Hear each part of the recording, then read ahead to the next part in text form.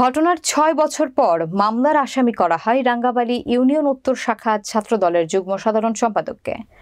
বিস্তারিত থাকছে পটুয়াখালী প্রতিনিধি প্রিন্স মাহমুদের প্রতিবেদনে। গত 2018 সালের 11 ডিসেম্বর বিকাল 4টায় জাতীয় সংসদ নির্বাচন উপলক্ষে ধানের শীষের সমর্থনে উপজেলা খালগোড়া বাজার জাহাঙ্গীরিয়া শাহসুফি মমতাজিয়া দাখিল মাদ্রাসার মাঠে বিএনপির কেন্দ্রীয় প্রশিক্ষণ বিষয়ক সম্পাদক এবিএম মোশাররফ হোসেনের উপস্থিতিতে পূর্ব ঘোষিত পথসভা শুরু হলে হামলা চালায় আওয়ামী সন্ত্রাসী বাহিনী। দেশীয় অস্ত্র দিয়ে বিএনপির শতাধিক নেতাকর্মীকে পিটিয়ে কুপিয়ে জখম করে। ঘটনার 6 বছর পর রাঙ্গাবালী থানা একটি মামলা করে রাঙ্গাবালী উপজেলা চরমন্তাজ ইউনিয়ন বিএনপির তথ্য গবেষণা বিষয়ক সম্পাদক বশির ফকির। আসামি করা হয় রাঙ্গাবালী উপজেলা আওয়ামী সাধারণ সম্পাদক সদ্য অপসারিত উপজেলা পরিষদ চেয়ারম্যান সাইদুজ্জামান মামুন সহ 1.5 শতাধিক এর বেশি স্থানীয় নেতা কর্মী।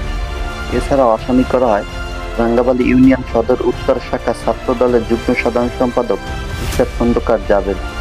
গত 7 সেপ্টেম্বর রাঙ্গাবালীতে যে মামলাটি হয়, সে মামলাটিতে আমার রাঙ্গাবালী উত্তর ইউনিয়ন শাখা ছাত্র দলের ইশরাত খন্দকার জাবেদ আসামি।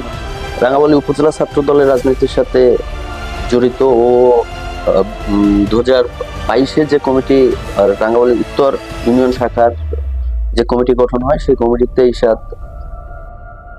উপজেলা ছাত্র দলের সদস্য সচিব আজিজ মাহমুদ জানান, রাঙ্গাবালী থানা একটি বিস্ফোরক আইনের মামলা করা হয়।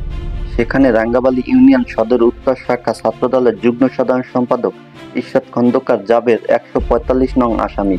এটা মূলত ব্যক্তির উদ্দেশ্য হাসিলের জন্য করা হয়। এই ন্যাক্কারজনক ঘটনা রাঙ্গাবালী উপজেলা ছাত্র দলের পক্ষ থেকে তীব্র নিন্দা জানায়। জানানো হয়েছে, আমি রাঙ্গাবালী সদর ছাত্রদল শাখার যুগ্ম সাধারণ সম্পাদক দায়িত্ব পালন করে আসছি। তবে মামলা 145 নম্বর আসামি ইশরাত খন্দকার জাবেদ জানান, বিগত 2012 সাল থেকে সরকারি গলাচিপা ভোকেশনাল টেক্সটাইল ইনস্টিটিউটে পড়ালেখা করে 2018 সালে এসএসসি এবং 2022 সালে বরিশাল শহীদ আব্দুর রব সিরনিয়াবাদ ইনস্টিটিউট থেকে ডিপ্লোমা করে গত 2023 সাল থেকে ঢাকাতে একটি বেসরকারি প্রতিষ্ঠানে চাকরি করে আসছি। গত 7 সেপ্টেম্বর রাঙ্গাবালী থানা আমার নামে একটি বিস্ফোরক আইনে মামলা করা হয়। এই মামলা ষড়যন্ত্রমূলকভাবে আমাকে আসামি করে। এ সময় জাবেদ আরও বলে, পারিবারিকভাবে একটি প্রতিপক্ষ প্রণীতভাবে উদ্দেশ্য হাসিলের জন্য আমাকে এই মামলায় জড়ানো হয়। আমি রাঙ্গাবালী ইউনিয়ন সদর উত্তর ছাত্রদল শাখার যুগ্ম সাধারণ সম্পাদকের দায়িত্ব পালন করে আসছি। আমি এই হয়রানিমূলক মামলার প্রতিবাদ জানাই এবং অনতিবিলম্বে এই মামলা প্রত্যাহারের আবেদন জানাই। উপজেলা বিএনপি সভাপতি আব্দুর রহমান ফরাজি জানান, এ ব্যাপারে আমি কিছুই জানি না।